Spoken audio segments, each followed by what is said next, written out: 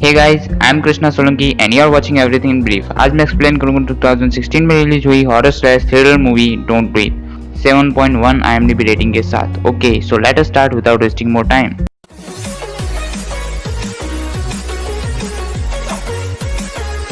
Movie start होती है तीन लोगों से जो चोरी करने के इरादे से घर में घुसते हैं, रॉकी, एलेक्स और मनी। वो तीनों आपस में काफी अच्छे दोस्त होते हैं।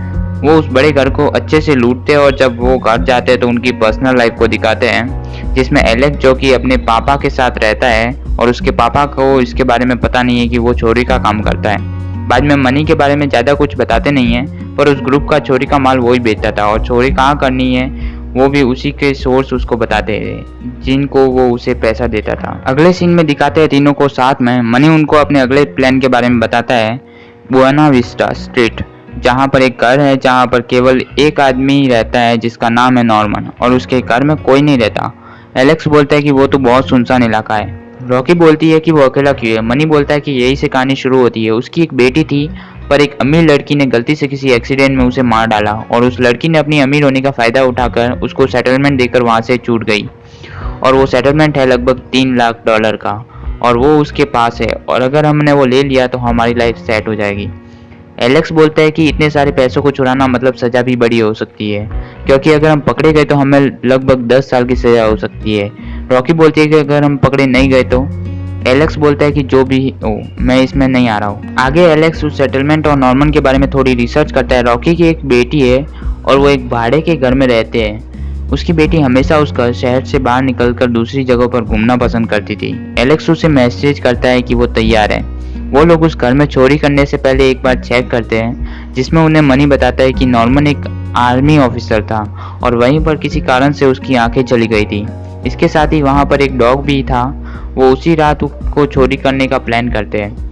वो रात को घर में घुसने से पहले उस डॉग को एक नशीली चीज खिलाते हैं जिसकी वजह से वो बेहोश हो जाता है। दरवाजा बंद होता है और घर में घुसने का एक और बेसमेंट से कनेक्टेड रास्ता था, वो भी अंदर से बंद था। रॉकी को आइडिया आता है और वो ऊपर एक छोटी खिड़की के रास्ते से अंदर जाती है, पर इसमें उस घर का इंटरनल सिस्टम एक्टिव हो जाता है जो कि रॉकी अंदर जाके टाइमर से पहले बंद कर देती है और बाकी दोनों के लिए दरवाजा खोलती है। वो अंदर आते हैं और मनी एक बेहोशी वाली गैस उस कमरे में छोड़ देता है जहाँ पर नॉर्मन होता है ताकि वो नॉर्मन सो जाए। नीचे आके चिल्लाता है, डन।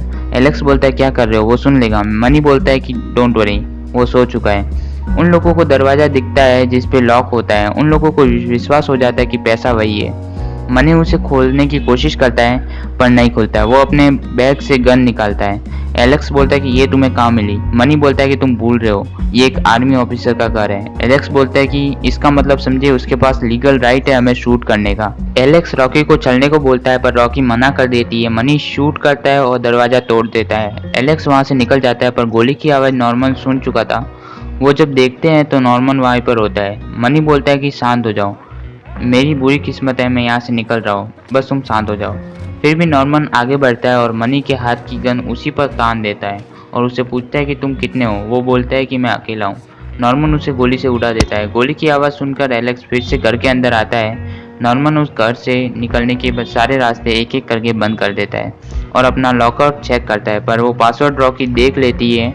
एलेक्स उसे वहाँ से फिर से चलने को कहता है पर रॉकी वो पैसा निकाल देती है और जब नॉर्मन डेड बॉडी को ठिकाने लगा रहा होता है तब एलेक्स से आवाज़ हो जाती है और नॉर्मन एक्टिव हो जाता है, पर वो लोग आगे कोई और आवाज़ नहीं करते। नॉर्मन वहाँ से डेड बॉडी के साथ जाता है और वो दोनों डिसाइड करते हैं घर के उस बेसमेंट वाले रास्ते से बाहर निकलने को।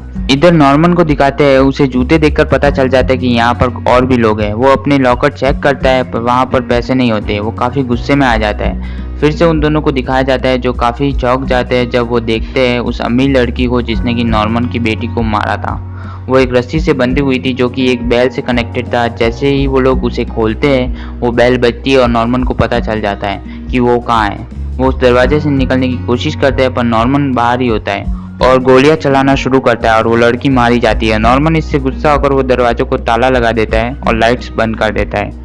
वो कई बार मरते मरते बचते हैं पर जैसे तैसे उस बेसमेंट से बाहर निकलते हैं और नॉर्मन वही होता है। वो देखते हैं कि वो डॉग उनके सामने होता है। वो भागते हैं और ऊपर के कमरे में खुद को बंद कर देते हैं। रॉकी को एक रास्ता दिखता है, वो उसमें से निकलती है।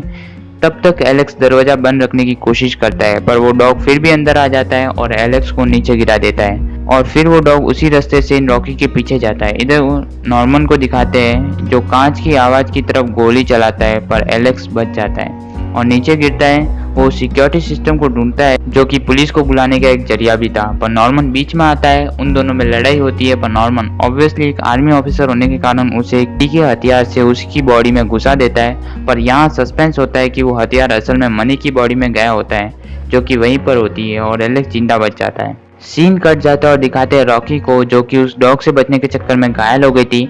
उसे बाहर जाने का एक रास्ता भी दिख जाता है, पर वहां से निकलने के एक्साइटमेंट में वो तेज आवाज करती है और नॉर्मन इसी आवाज को सुनकर रॉकी को नीचे खींच लेता है। रॉकी को नॉर्मन बेहोश कर देता है। जब उसकी आंखें खुलती है तो वो होती है उसी लड़की की जगह पर जहां पर वो अमीर लड़की थी। रॉकी बोलता है कि मैं समझती हूँ कि उसने तुम्हारी बेटी को मारा था। मैं समझती हूँ कि तुम चाहते हो कि वो भुगतान करे। मुझे जाने दो, मैं किसी को नहीं कहूँगी। नॉर्मन बोलता है कि तुम नहीं समझोगी, एक बेटी और उसके पिता के बीच का रिश्ता। अमीर लड़कियाँ जेल नहीं जाती। उसने मुझे मेरी बेटी को छीना और वो सही मामलों में ये सब तभी सेटल कर पाई जब वो मुझे एक नया बच्चा दे। वो प्रेग्नेंट थी और तुम्हारी वजह से वो मारी गई। असल में नॉर्मन अपने स्पर्म्स उस लड़की के अंदर इंजेक्ट करता है। अकॉर्डिंग टू नॉर्मन, रॉकी और उसके दोस्तों की वजह से वो लड़की मरी थी, इसलिए वो उसके साथ भी ऐसा ही करने वाला था। पर तभी एलेक्स को दिखाया जाता है जो कि उस डॉग को चालाकी से एक कमरे में बंद करके नॉर्मन के सिर पर हथौड़े से वार करके रॉकी को बचा लेता है। वो उसे वहां लॉक कर देते हैं और रॉकी गुस्से में उसे काफी मारती है।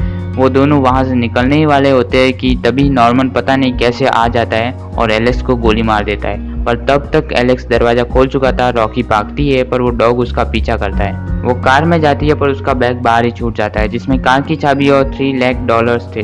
वो उस डॉग को पीछे की डिक्की में किसी तरह फंसा कर वहां से निकलने की वाली होती है कि तभी पीछे से नॉर्मन आ जाता है और उसे घसीटते हुए घर में ले जाता है, पटक देता है और दरवाजा फिर से बंद कर देता है। रॉकी देखती है कि एलेक्स की बॉडी भी वही पड़ी थी और उसके हाथ में उस सिक्योरिटी सिस्टम का कंट्रोल करने का रिमोट होता है। रॉकी वो लेती है और बटन दबा देती है। पुलिस को बुलाने के लिए यहाँ पर बहुत तेज आवाज होती है जिससे रॉकी वहाँ पर पड़े हथियार से नॉर्मन को मारना चालू कर देती है। नॉर्मन घायल हो जाता है और रॉकी वहाँ से वो बैग उठाकर भाग जाती है और पीछे पुलिस को दिखाया जाता है। सीन कट होता है, रॉकी को दिखाया जाता है अपनी बेटी के साथ ट्रेन स्टेशन पर। वो जा रहे होते हैं लॉस एंजलिस। यहाँ पर रॉकी टीवी में न्यूज देखती है कि वो ब्लाइंड मैन अभी भी जिंदा है और अकॉर्डिंग टू न्यूज 2 लोगों ने उसके घर में चोरी की, पर उस अंधे और बेचारे आदमी को अपने बच्चा में गोलियां चलानी पड़ी। पर अब वो हॉस्पिटल में है और जल्दी ठीक हो जाएगा। रॉकी को स्टेशन छोड़ते हुए दिखाया जाता है और मूवी यही खत्म हो जाती है। इस मूवी का अगर सेकंड पार्ट है या निकलने वाला है तो मैं जल्दी आपको प्रोवाइड कर दूंगा।